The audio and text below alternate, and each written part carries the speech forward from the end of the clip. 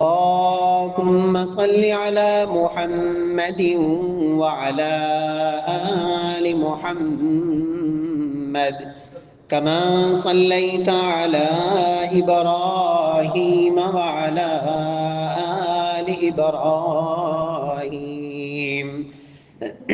إنك حميد مجيد.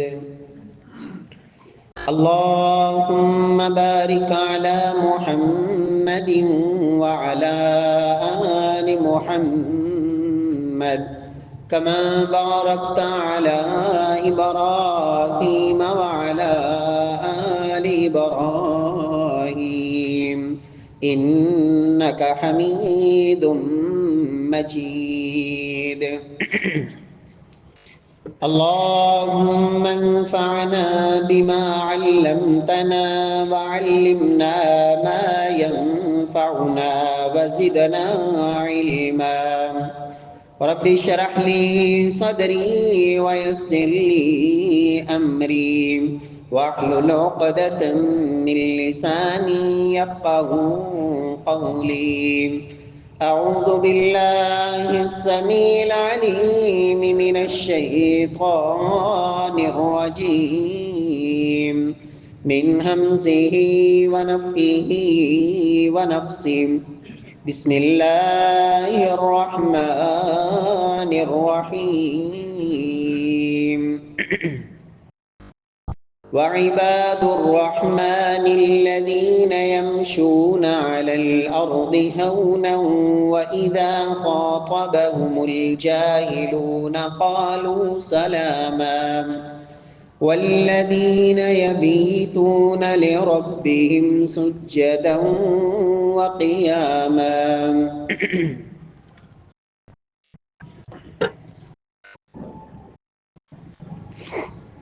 معزز سامعین کرام، محترم بھائیوں، بزرگوں، دوستوں، معززات ماؤں اور بہنوں، گزشتہ خطبہ جمعہ میں قیام اللیل، نماز تہجد، اس کی اہمیت، عظمت کے حوالے سے چند باتیں عرض کی تھیں. دعا ہے کہ رب کائنات ہمیں فرائض کی پابندی کے ساتھ ساتھ اللہ نوافل کے اہتمام کی توفیق بخشے. پیارے بھائیوں، یاد رکھیں کہ دنیا کے اندر جب بھی کسی انسان کا دشمن اس کے اوپر وار کرتا ہے تو سب سے پہلے دشمن یہ دیکھتا ہے کہ اس شخص کے باڈی گارڈ کون کون سے ہیں، اس کے محافظ کون سے ہیں. سب سے پہلے وہ محافظ جو باڈی گارڈ اس شخص کے ارد گرد ہوتے ہیں، پہلے انہیں نقصان پہنچاتا ہے تاکہ ان کو پہلے راستے سے ہٹا دیا جائے تاکہ اصل ہدف تک پہنچنا آسان ہو. یاد رکھیں کہ یہ جو اللہ رب العزت نے میرے اور آپ کے اوپر 5 نمازیں اللہ نے فرض کی ہیں، تو کوئی بھی ایسا شخص جو ان نمازوں کے جو محافظ ہیں ان کی پرواہ نہیں کرتا، تو یاد رکھیں کہ وہ جو فرائض ہیں ان کے اندر بھی کوتاہی کرنے والا ہوگا. اس لیے کہ انسان کا دشمن شیطان سب سے پہلے اس کی کوشش یہ ہوتی ہے کہ انسان اس کی یہ جو عبادت کے ارد گرد محافظ ہیں اس سے پہلے انہیں ہٹایا جائے اور انسان کی فرض نماز کے محافظ گارڈ ان میں سب سے پہلے نمبر پر وہ سنن مؤکدہ جو نبی صلی اللہ علیہ وسلم نے ان کی فضیلت بیان فرمائی، تاکید بیان فرمائی، وہ پہلا باڈی گارڈ ہے اور سب سے زیادہ فرائض کے قریب ہے. فجر کی نماز سے پہلے 2 سنتیں، ظہر کی نماز سے پہلے 4 اور ظہر کی نماز کے بعد والی 2 رکعت اور مغرب کی نماز کے بعد والی 2 رکعت اور عشاء کی نماز بعد والی 2 رکعت. یہ 12 رکعات یہ پہلا محافظ ہے جو فرائض کے ارد گرد ہے. جو بندہ اس کا صحیح معنوں میں پہرا دیتا ہے کہ میں اپنی سنتیں کبھی نہ جانے دوں، میرے پیارے بھائیوں وہ یقینی بات ہے کہ اپنے فرائض کا زیادہ پابند ہوگا. اور جو شخص یہ پرواہ ہی نہیں کرتا ہے کہ سنتیں پڑھ لی پھر بھی ٹھیک ہے، نہ پڑھی پھر بھی ٹھیک ہے، تو وہ کبھی نہ کبھی یقیناً وہ فرائض کے اندر بھی داؤ لگائے گا، شیطان وار کرے گا. اور دوسرا محافظ وہ سنتیں جنہیں غیر مؤکدہ ہماری اصطلاح میں کہا جاتا ہے.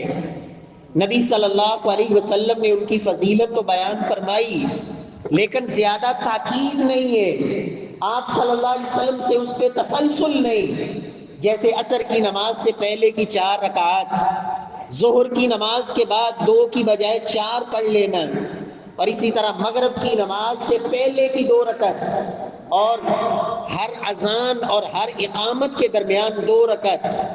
تو یہ جو سنن غیر مؤکدہ جنہیں کہا جا سکتا ہے، یہ دوسرا محافظ ہے. جو بندہ ان کی بھی پابندی کرتا ہے یقیناً وہ سنن مؤکدہ کی زیادہ پابندی کرنے والا ہوگا، اور جو ان دونوں کی پابندی کرنے والا ہوگا وہ فرائض میں کبھی بھی کوتاہی کرنے والا نہیں ہوتا ہے. پیارے بھائیوں، تیسرا محافظ ان فرائض کا اسے آپ صلاۃ الوتر کہہ سکتے ہیں. نماز وتر جو یقیناً حقیقت میں تہجد کی نماز کا ایک حصہ ہے. یاد رکھیں وتر کی نماز یہ عشاء کی نماز کا حصہ نہیں بلکہ یہ تہجد کی نماز کا حصہ ہے. اور نبی صلی اللہ علیہ وسلم نے یہ وتر زندگی بھر نہیں چھوڑے، نہ حضر میں نہ سفر میں. اور اسی طرح چوتھا محافظ میرے پیارے بھائیوں ان فرائض کا اسے آپ تہجد کی نماز کہہ سکتے ہیں. صلاۃ التہجد جو بندہ قیام اللیل کرنے والا، تہجد پڑھنے والا، اپنی رات کی کچھ گھڑیاں اپنے رب کے ساتھ گزارنے والا، رب کے ساتھ مناجات کرنے والا، یقیناً میرے پیارے بھائیوں یہ سنن اور پھر سب سے بڑھ کر اپنے فرائض کے اوپر پہرا دینے والا ہوگا. انسان کا دشمن شیطان کبھی بھی اس کے فرائض پہ ڈاکہ نہیں ڈال سکے گا، اس پر وار نہیں کر سکے گا، اس لیے کہ یہ اس قدر اس نے اپنے فرائض کے ارد گرد گھیرا لگایا ہوا ہے. اس لیے ڈاکو شیطان دشمن وہ سب سے پہلے تہجد سے دور کرے گا، پھر آپ کا وتر چھوڑائے گا، پھر آپ کی سنن غیر مؤکدہ اور مؤکدہ ان سے آپ کو غافل کرے گا، اور پھر نتیجہ یہ ہوگا کہ جی نمازیں 5 میں سے کبھی 2 پڑھ لی، کبھی 1 پڑھ لی، کبھی 3 پڑھ لی، کبھی کوئی بھی نہ پڑھی. میرے پیارے بھائیوں جو عباد الرحمن ہے، رحمان کے بندے، ایک ہیں شیطان کے بندے جنہیں تو قرآن کہتا ہے اذا قیل لهم اسجدوا للرحمن قالوا وما الرحمن انسجد لما تأمرنا وزادهم نفورا، کہ انہیں جب کہا جاتا ہے سجدہ کرو رحمان کو تو وہ تکبرانہ انداز میں اور نفرت اور گھمنڈ اور غرور کے انداز میں کہتے ہیں رحمان کیا ہوتا ہے، جس کو تم ہمیں سجدہ کرنے کا کہتے ہو وہ سجدہ نہیں کرتے، یہ رحمان کے بندے نہیں ہو سکتے. اس لیے کہ جو رحمان کے بندے ہیں اللہ نے آگے ان کا تذکرہ کیا وَعِبَادُ الرَّحْمَنِ الَّذِينَ يَمْشُونَ عَلَى الْأَرْضِ هَوْنًا. عباد عبد سے ہے، اور عبد کہتے ہی اس کو ہے جو اللہ کی بندگی کرنے والا، رب کی عبادت کرنے والا. عباد الرحمن رحمان کے بندے، اللہ نے ان کی صفات بیان کی. اور یاد رکھیں رحمان کے بندوں میں سب سے پہلے اس امت میں آئیں گے تو جناب ابو بکر صدیق رضی اللہ عنہ، جناب عمر فاروق، جناب عثمان ذو النورین، علی المرتضی، تمام صحابہ کرام رضوان اللہ علیہم اجمعین اہل بیت، یہ سب کے سب صحابہ کرام یہ سب عباد الرحمن ہیں. اور قیامت تک آنے والے جتنے بھی لوگ ان کے صحیح معنوں میں سچے محب اور پیروکار اور ان سے صحیح معنوں میں محبت کرنے والے اور ان کے نقش قدم پہ چلنے والے وہ اپنے اندر یہ صفات پیدا کر لے تو وہ بھی عباد الرحمن میں شامل ہیں. رحمان کے بندے کون ہیں؟ فرمایا ان کی صفات یہاں اللہ نے ذکر کی الذین یمشون علی الارض ہونا واذا خاطبهم الجاہلون قالوا سلاما والذین یبیتون لربهم سجدا وقیاما۔ اس پورے رکوع کے اندر سورۃ الفرقان کا آخری رکوع رب تعالی نے رحمان کے بندوں کی صفات ذکر کی، اور امام ابن عاشور رحمہ اللہ نے اس کی 4 قسمیں بنائی۔ ان میں سے صرف پہلی قسم کا آج تذکرہ کرنا، اور اس میں سے بھی صرف ایک قسم کہ جس کو آپ تہجد کہہ سکتے ہیں، کہ رحمان کے بندوں کی پہلی صفت یہ ہے یمشون علی الارض ہونا، ان کے اندر غرور نہیں ہوتا ہے، ان کے اندر گھمنڈ اور تکبر نہیں ہوتا ہے، ان کے اندر تواضع ہوتی ہے، عاجزی اور انکساری ہوتی ہے، نرمی اور وقار سے زمین پہ چلنے والے، اکڑ کے چلنے والے نہیں ہوتے۔ یمشون علی الارض ہونا، زمین پہ ان کی چال سے تواضع، اور تواضع کا یہ معنی یہ نہیں ہے کہ چال میں بیماروں جیسی بیماری نظر آئے، کہ انسان چلتے وقت یہ انداز اختیار کرے جیسے کوئی بیمار جا رہا ہے، یہ نہیں مقصود، بلکہ اس کے اندر وقار اور تحمل اور حوصلہ اور نرمی کے ساتھ یمشون علی الارض ہونا۔ اور اللہ نے قرآن میں دوسری جگہ فرمایا ولا تمشی فی الارض مرحا، لوگوں زمین پہ اکڑ کے نہ چلا کرو، انک لن تخرق الارض ولن تبلغ الجبال طولا، جتنا مرضی اکڑ لو تم زمین کو پھاڑ نہیں سکتے، جتنا مرضی گردن اونچی کر لو پہاڑوں کی چوٹیوں تک نہیں پہنچ سکتے۔ تکبر کس بات پہ؟ امام محمد بن واسع رحمہ اللہ اپنے بیٹے کے اندر، اور سلف رحمہم اللہ اجمعین اپنی اولاد کی ایک ایک بات پہ تربیت کرتے۔ میرے پیارے بھائیوں، یہ ذمہ داری ہے ماں باپ کی، ان کی عبادات کو دیکھیں، ان کے اخلاقیات کو دیکھیں، ان کے لیل و نہار کو دیکھیں، ان کی چال چلن کو دیکھیں۔ محمد بن واسع رحمہ اللہ بیٹے کو دیکھا، چال کے اندر کچھ تکبرانہ انداز، کہا کس بات پہ تکبر؟ جانتے ہو تمہارا باپ ایسا ہے کہ جیسے اللہ زمین میں زیادہ پیدا نہ کرے، اولک نطفۃ مضغہ وآخرک جیفۃ قذرہ وانت تحمل فی بطنک عذرہ۔ اپنی ابتدا پہ غور کر، کس بات پہ تکبر اور گھمنڈ؟ کہاں سے اللہ نے تجھے پیدا کیا ہے؟ وہ حقیر پانی کے نطفے اور بوند سے تو پیدا ہوا ہے۔ اپنی ابتدا کو دیکھ اور اپنی انتہا کو دیکھ۔ آخرک جیفۃ قذرہ، ایک بدبودار لاش جب روح نکل جائے گی تو چند گھڑیاں بھی کوئی زمین پہ رکھنے کے لیے تیار نہیں ہوگا، کہ اس میں سمیل پڑ جائے گی، بدبو پڑ جائے گی۔ وَأَنْتَ تَحْمِلُ فِي بَطْنِكَ عَذْرًا، اور اپنے پیٹ کو ہر وقت تو گند سے بھر کے لیے اٹھائے پھرتا ہے۔ تکبر کس بات پہ؟ اپنی ابتدا، انتہا اور اپنے پیٹ کی حالت پہ غور کر، کس بات کا گھمنڈ؟ اللہ قرآن میں کہتے ہیں جو رحمان کے بندے ہوتے ہیں ان کے اندر تواضع ہوتی ہے۔ اور دوسری صفت وَإِذَا خَاطَبَهُمُ الْجَاهِلُونَ قَالُوا سَلَامًا، جب جاہلوں سے واسطہ پڑتا ہے تو پھر وہ جاہل نہیں بن جاتے۔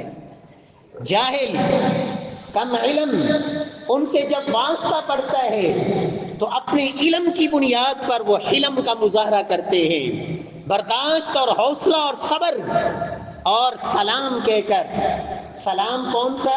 جسے سلام متارکہ کہا جاتا ہے، کسی کی بات کا جواب نہ دینا، کہ بس خاموش ہی بہتر ہے، اس جاہل کے ساتھ جاہل نہیں بنا جاتا ہے۔ اذا خاطبهم الجاہلون قالوا سلاما، وہ آرام سے گزر جاتے ہیں۔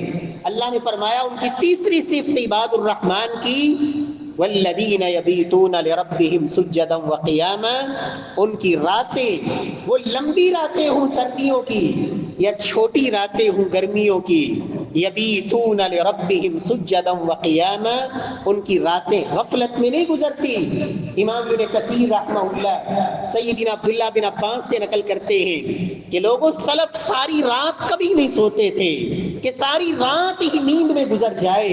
وہ رات کا کچھ نہ کچھ حصہ، چاہے رات کے اول حصے میں یا درمیانے حصے میں یا آخری حصے میں، وہ ضرور رب کی عبادت کے لیے کھڑے ہوتے۔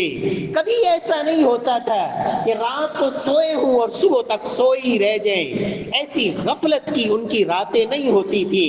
یبیتون لربہم سجدا وقیاما، فرمایا جو رحمان کے بندے ہیں ان کی راتیں سجدوں اور رکوعوں میں گزرتی ہیں، قیام میں گزرتی ہیں۔ اور صحابہ کرام رضوان اللہ علیہم اجمعین، اللہ اکبر، جن کو اللہ رب العزت نے اس کی لذت دی تھی، یہ قیام اللیل کی لذت، سیدنا انس رضی اللہ عنہ کہا کرتے تھے اگر رات کو تہجد کی نماز نہ ہوتی اور نیک لوگوں کی مجلسوں میں بیٹھنے کی سعادت نہ ہوتی، اگر یہ دو نعمتیں دنیا میں نہ ہوتی کہ نیک لوگوں کی صحبت، مجلس، ان کی محفل میں بیٹھنا اور ان میں کے ساتھ بیٹھ کر اپنے ایمان کو بڑھانا اور اللہ کے دین کی باتیں کرنا اور رات کی تہجد کی نماز، اگر یہ دو چیزیں نہ ہوتی تو انس پسند کرتے زمین کے اوپر رہنے کی بجائے زمین کے نیچے چلے جائیں، زندگی پر موت کو پسند کرتے۔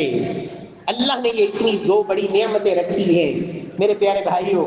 اللہ کا قرآن کہتا ہے یبیتون لربہم سجدا وقیاما، قیام اور سجدوں میں صحابہ کرام رضوان اللہ علیہم اجمعین کیسی راتیں تھی ان کی راتوں کی عبادت کو دیکھ کر لوگ اپنا مذہب چینج کیا کرتے تھے، اپنے نظریات کو بدلا کرتے تھے، اپنے کفریہ عقائد کو چھوڑ دیا کرتے تھے۔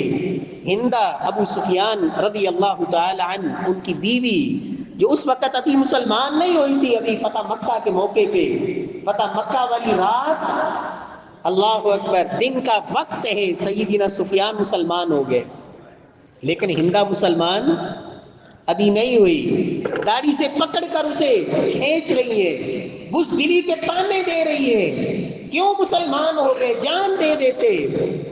صبح ہوئی تو یہی ہندہ ابو سفیان رضی اللہ تعالی عنہ سے کہتی ہے کہ مجھے بھی محمد مصطفیٰ کے پاس لے چلو، کلمہ پڑھ کے مسلمان ہونا چاہتی ہوں۔ سیدنا ابو سفیان رضی اللہ تعالی عنہ کہتے ہیں کیا ہوا؟ کہتی ہے کہ آج رات میں نے محمد صلی اللہ علیہ وسلم کے یاروں کو بیت اللہ میں عبادت کرتے دیکھا ہے، اور ساری رات میں نے ان کو اللہ کے سامنے آہیں اور سسکیاں لیتے دیکھا ہے، کبھی قیام میں کھڑے، کبھی رکوع میں جھکے اور کبھی سجدے میں پیشانی رکھے، ساری رات وہ رو رہے ہیں عبادت میں۔ اور وہ امام ابن کثیر رحمہ اللہ نے البدایہ والنہایہ میں اس قصے کو نقل کیا اور ساتھ یہ لفظ نقل کیے کہ اللہ کی قسم بیت اللہ میں ایسی عبادت آج تک نہیں ہوئی جیسی محمد کے صحابہ نے ایک رات میں کی ہے صلی اللہ علیہ وسلم۔ میں نے رات کو ان کی عبادت کو دیکھ کر فیصلہ کیا ہے کہ یہ لوگ جھوٹے نہیں ہو سکتے، یہ لوگ غلط نہیں ہو سکتے، مجھے بھی محمد مصطفیٰ صلی اللہ علیہ وسلم کے پاس لے چلو، کلمہ پڑھ کے مسلمان ہوتی ہوں۔ عباد الرحمن کی یہ صفت ہے میرے پیارے بھائیوں۔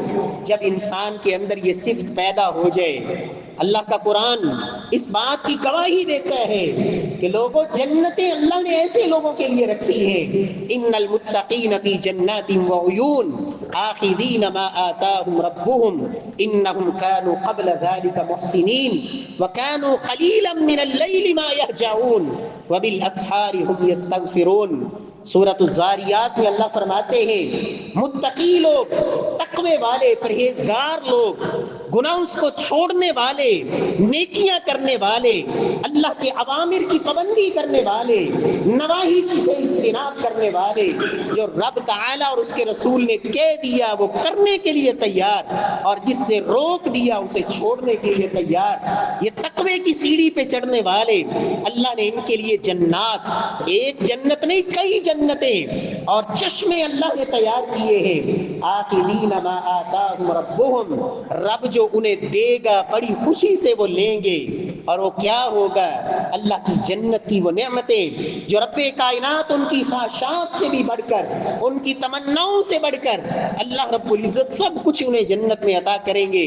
صحیح بخاری کی روایت، نبی صلی اللہ علیہ وسلم فرماتے ہیں جب جنتی جنت میں چلے جائیں گے رب کائنات فرمائیں گے یا اہل الجنہ، اے جنت والو، جنتی متوجہ ہوں گے اور کہیں گے لبیک وسعدیک والخیر کلہ فی یدیک، اے اللہ ہم حاضر ہیں، ہم سعادت لینے کے لیے، خوشبختی پانے کے لیے اور تیری طرف سے برکتیں اور رحمتیں سمیٹنے کے لیے تیار ہیں، اللہ ہم حاضر ہیں۔ اللہ سوال کریں گے حل رضیتم، جنتیوں راضی ہو گئے ہو؟ جنتی کے جواب دیں گے وما لنا لا نرضى، اے اللہ ہم کیوں نہ راضی ہوں؟ تو نے ہمیں وہ کچھ عطا کر دیا ہے جو دنیا میں تو جو کسی کو نہیں دیا۔ اللہ تو نے ہمیں وہ سب کچھ عطا کر دیا جو کسی کو نہیں ملا۔ اللہ رب العزت فرمائیں گے لیکن میرے پاس تمہارے لیے اس سے بھی افضل موجود ہے۔ جنتی کہیں گے اللہ جنت میں اپنی تمنا اپنی خواہشات سے وہ حورے، وہ غلمان، وہ نیرے اور جنت کی ساری نعمتیں، وہ پھل، وہ میوے، سب کچھ میسر، اس سے افضل کیا ہو سکتا ہے؟ رب کائنات فرمائیں گے میں تمہیں اس سے افضل وہ دیتا ہوں۔ کیا؟ رب کائنات فرمائیں گے کہ میں تمہیں آج کے بعد اپنی طرف سے ہمیشہ کے لیے رضامندی کا سرٹیفکیٹ دیتا ہوں کہ آج کے بعد میں کبھی تمہارے اوپر ناراض نہیں ہوں گا۔ یہ رب کائنات جنتیوں کو عطا کریں گے۔ اور یہاں ایک بات، مہم بات سمجھ لیں، جنتیوں کو جنت کی نعمتیں ملنے کے بعد رب کائنات فرمائیں گے کہ میں تمہیں اس سے افضل دیتا ہوں۔ یعنی جنت کی ساری نعمتیں تو مل چکی، اس سے افضل اللہ رب العزت کیا دے رہے ہیں؟ اپنی رضامندی۔ اور یاد رکھیں محمد کے صحابہ رضی اللہ عنہم و ارضا وہ ہستیاں ہیں کہ جن کو میرے رب نے وہ نعمت جو جنتیوں کو جنت میں ملے گی، جنت کی ساری نعمتیں ملنے کے بعد کہ اے جنتیوں میں تمہارے اوپر ہمیشہ کے لیے راضی، میرے رب نے اپنے نبی کے یاروں کو یہ رضامندی کا سرٹیفکیٹ اللہ نے دنیا میں دے دیا ہے۔ رضی اللہ عنہم و رضوا عنہ، اللہ ان پہ راضی اور رب ان پہ راضی۔ اللہ اکبر، اللہ ان پہ راضی اور وہ اللہ رب العزت پہ راضی۔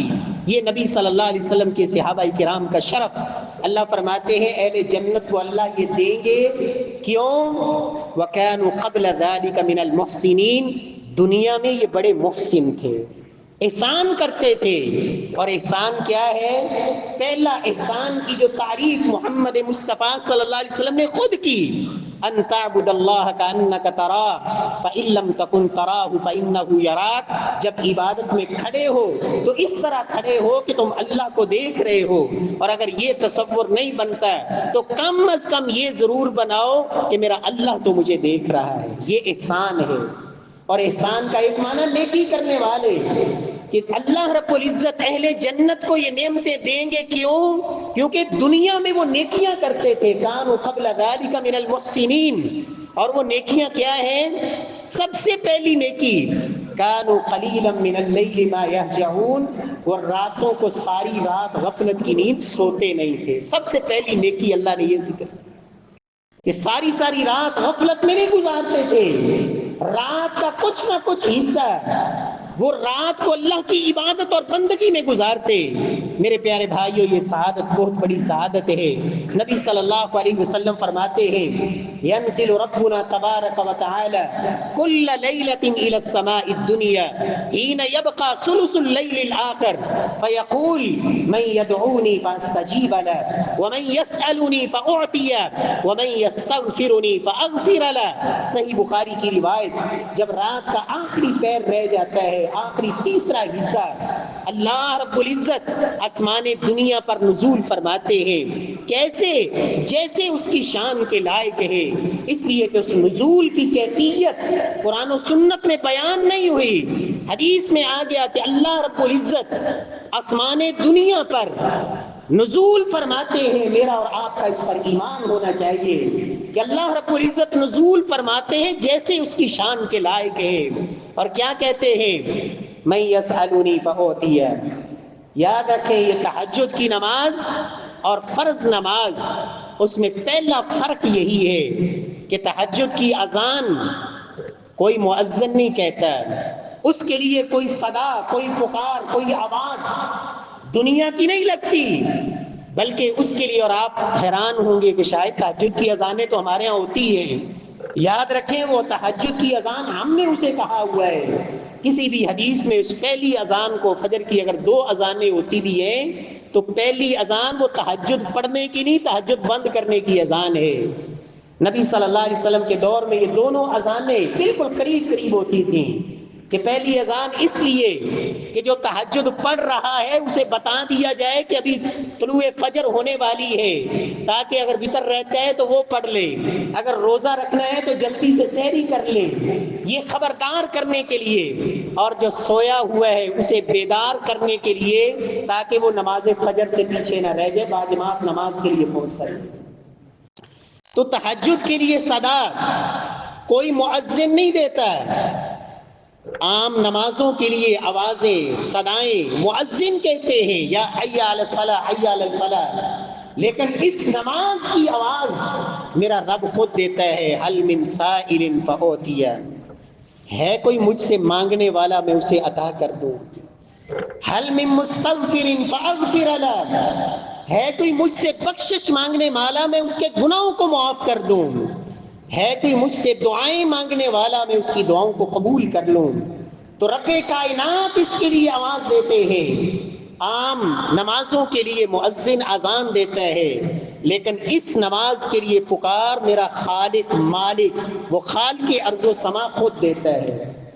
اور نمازوں کی اذان وہ اکثر لوگ سنتے ہیں، اکثریت، لیکن اس آواز کو وہ سنتا ہے جو اللہ کا خاص ہوتا ہے، ہر ایک کو یہ سنائی نہیں دیتی، یہ صرف اور صرف خاص الخاص رب کے جو مقربین مخلصین صالحین رب کے مقرب بندے ہوتے ہیں، صرف وہی یہ پکار سنتے ہیں اور اس میں لبیک کہتے ہوئے اپنے بستروں کو چھوڑتے ہیں۔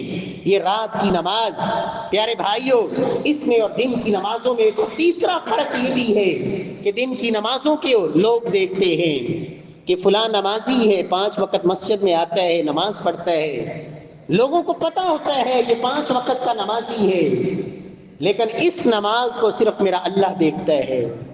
اللہ کے نبی صلی اللہ علیہ وسلم جب مدینے تشریف لائے تو سب سے پہلا پیغام یہی تھا، لوگو 4 کام کر لو تم جنت میں سلامتی کے ساتھ داخل ہو جاؤ گے، اور ان میں سے ایک یہی تھا، صلو باللیل والناس نیام، جب رات کو لوگ غفلت کی نیند سو رہے ہوں تم اٹھ کر نماز پڑھو، جنت میں سلامتی سے داخل ہو جاؤ گے۔ تو اس نماز کو میرا اللہ دیکھتا ہے، اور اس لیے اس کے اندر اخلاص زیادہ ہے، ریاکاری کا امکان بہت کم ہوتا ہے۔ اور چوتھا فرق دن اور رات کی اس نماز میں یہ بھی ہے کہ دن کی نمازوں میں آواز لگتی ہے فلاح اور کامیابی کی طرف آ جاؤ، اور یہ مؤذن کہتا ہے اللہ اکبر، لیکن رات کی نماز یہ کون؟ میرا اللہ خالق ارض و سما، کیا کہتے ہیں؟ ہے کوئی مانگنے والا میں دے دوں، دینے کی گارنٹی کہ مانگو میں عطا کروں گا، بخشش طلب کرو میں معاف کر دوں گا۔ پیارے بھائیوں، رب کائنات ہمیں توفیق نصیب فرمائے، زیادہ نہیں کر سکتے، کم از کم یہ تہجد کی نماز 2 رکعت پڑھ لیں۔ سیدنا عبداللہ بن عمر اپنے ساتھیوں کو کہتے، اور اگر زیادہ نہیں پڑھ سکتے تو قرآن کا تیسرا حصہ ہی رات کو پڑھ لیا کرو۔ شاگرد کہتے ہیں حضرت تیسرا حصہ 10 پارے کیسے پڑھ لیں؟ کہا اٹھ کر 2 رکعت پڑھ لو، اس میں سورہ اخلاص 1 دفعہ پڑھ لو گے، اللہ ثلث القرآن کا اجر و ثواب نصیب فرما دیں گے۔ 2 رکعت ہی پڑھ لو۔ نبی صلی اللہ علیہ وسلم سے کم از کم جو رات کی یہ نماز وہ 2 رکعت اور 1 وتر، آپ 3 بھی پڑھ سکتے ہیں۔ اگر اللہ نے زیادہ توفیق دی، ہمت ملی، آپ 3 سے آگے بڑھے، آپ 5 رکعتیں پڑھ لیں، 4 2 کر کے نفل اور 1 وتر۔ اللہ رب العزت نے زیادہ وقت دے دیا، آپ 7 رکعتیں پڑھ لیں، 2 رکعت کر کے 6 پڑھ لیں اور 1 وتر پڑھ لیں۔ اگر اللہ رب العزت نے اس سے زیادہ ہمت توفیق دے دی، آپ 9 رکعتیں پڑھ لیں، 2 رکعت کر کے 8 رکعتیں اور 1 وتر پڑھ لیں، اور آپ 3 وتر بھی پڑھ سکتے ہیں۔ نبی صلی اللہ علیہ وسلم نے 1 وتر بھی پڑھا، آپ نے 3 بھی پڑھے، آپ نے 5 بھی پڑھے، اور نبی صلی اللہ علیہ وسلم نے رات کی یہ نماز 9 رکعات اکٹھی بھی پڑھی، 9 کی 9 رکعتیں، 8 رکعتوں پہ پہلا تشہد، اور 9ویں رکعت 1 کھڑے ہو کر پڑھ کے آپ نے 9 رکعت مکمل کر کے سلام پھیر دیا۔ لیکن عموماً آپ کا جو رات کا عمل تھا تہجد کی نماز کا وہ 11 رکعتیں تھا۔ سیدہ عائشہ صدیقہ کی روایت صحیح بخاری میں کہ اللہ کے نبی رمضان اور غیر رمضان میں 11 رکعت پڑھا کرتے تھے، اور بڑی خوبصورت یہ نماز۔ پیارے بھائیو، اللہ رب العزت ہمیں توفیق نصیب فرمائے۔ آج ہمارے گھروں کے اندر جو بے سکونی ہے اور گھروں کے گھر پریشان، بیماریاں، غم، پریشانیاں، تکلیفیں، گھروں کا اجڑنا، یاد رکھے طلاقیں، ان سب کا حل حدیث نبوی سے، پیارے پیغمبر صلی اللہ علیہ وسلم کی حدیث سے۔ پیارے بھائیو، نبی صلی اللہ علیہ وسلم نے یہی بتایا، یہ جو تہجد کی نماز ہے یہ بیماریوں کا علاج بھی ہے۔ سعودی عرب کے اندر ریاض کے بہت بڑے ڈاکٹر معروف ڈاکٹر خالد الجبیر، ان کے پاس ایک عورت آئی، کہا 40 سال عمر ہو گئی، کبھی رات کو سکون سے سو نہیں سکی، ضیق نفس کی بیماری میں مبتلا ہوں، کوئی سکون نہیں، ہر وقت بے چینی، گھبراہٹ، پریشانی، غم ڈیرے ڈالے ہوئے۔ کہا مجھ سے علاج کروانا چاہتی ہو تو تہجد میں سورۃ البقرہ کے ساتھ تہجد کی نماز پڑھا کرو۔ عورت کہتی تہجد کی نماز میں سورۃ البقرہ؟ کہا میں علاج پھر ہی کر سکتا ہوں۔ اس عورت نے شروع کیا، ایک ہفتے کے بعد وہ عورت آ کے یہ بتاتی ہے کہ اللہ کی قسم جو لذت اور سکون زندگی میں ان 8 دنوں میں اللہ نے نصیب کیا، 40 سال میں یہ سکون نہیں ملا۔ تو وہ ڈاکٹر کہتے ہیں میں نے اللہ کے نبی کی حدیث سے استدلال کیا، کائنات کے امام نے فرمایا تھا لوگوں سورۃ البقرہ پڑھا کرو، اسے پڑھنا یہ برکتوں کا باعث ہے، اسے چھوڑنا یہ حسرت اور ناکامی کا باعث ہے، اور جادوگروں کا جادو بھی اس پر اثر نہیں کرتا۔ اللہ رب العزت ہمیں بھی توفیق نصیب فرمائے۔ نبی صلی اللہ علیہ وسلم نے اپنی ایک بیوی سیدہ حفصہ کو طلاق دے دی۔ عمر فاروق رضی اللہ تعالی عنہ کی بیٹی ام المؤمنین سیدہ حفصہ، انہیں آپ نے ایک طلاق دی، طلاق رجعی۔ ایک طلاق کے بعد شوہر کو یہ حق ہوتا ہے کہ عدت کے اندر اندر رجوع کر لے، اور پھر دوسری طلاق کا حق، تیسری طلاق کا حق۔ اور میرے رب نے چونکہ دین کا ہر پہلو امت کے لیے نمایاں کرنا تھا، مکمل کرنا تھا، اللہ کے نبی صلی اللہ علیہ وسلم نے سیدہ حفصہ کو ایک طلاق دی۔ اللہ نے جبریل کو بھجوایا۔ مسند احمد کی صحیح روایت، نبی صلی اللہ علیہ وسلم کو جبریل نے آ کے کہا یا محمد راجع حفصہ فإنها صوامہ قوامہ وإنها زوجتک فی الجنہ۔ اے محمد مصطفیٰ صلی اللہ علیہ وسلم، تیرے رب کا یہ حکم ہے کہ حفصہ سے رجوع کرو۔ کیوں؟ وہ تہجد گزار بھی ہے اور روزے رکھنے والی بھی ہے، وہ راتوں کو تہجد پڑھنے والی ہے اور دن کو نفلی روزے رکھنے والی ہے، اور اے محبوب یہ آپ کی جنت میں بھی بیوی ہے، اس لیے اللہ کا حکم ہے کہ ان سے رجوع کرے۔ اور میری وہ مائیں بہنیں بیٹیاں جو سن رہی ہے، جب گھر میں نماز فرض بھی نہیں پڑھی جا رہی تو وہاں پھر شیطانی طاقتیں اور شیطان کے ڈیرے، وہاں پھر وہ نفرتیں، قدورتیں اور ناراضگیاں، وہاں پھر وہ طلاق کی شرح اور گھروں کا اجڑنا۔ اللہ رب العزت سے دعا ہے خالق ارض و سما ہمیں فرائض کا اللہ پابند بنائے، اور اپنی اولادوں کو اس کی پابندی کی توفیق، پابندی کروانے کی اللہ توفیق نصیب فرمائے، اور رب کائنات فرائض کے ساتھ ساتھ اللہ ہمیں تہجد پڑھنے والا بنائے۔ اور اللہ نے اس میں آسانی رکھی، آپ عشاء کی نماز کے بعد سے لے کر طلوع فجر تک، رات کے اول حصے میں، درمیانے میں، پچھلے حصے میں، جب بھی اللہ موقع دے دے کچھ نہ کچھ رات کا حصہ رب کے سامنے عبادت میں گزارے۔ اللہ رب العزت عمل کی توفیق بخشے۔ واقول قولی ھذا وآخر دعوانا الحمدللہ۔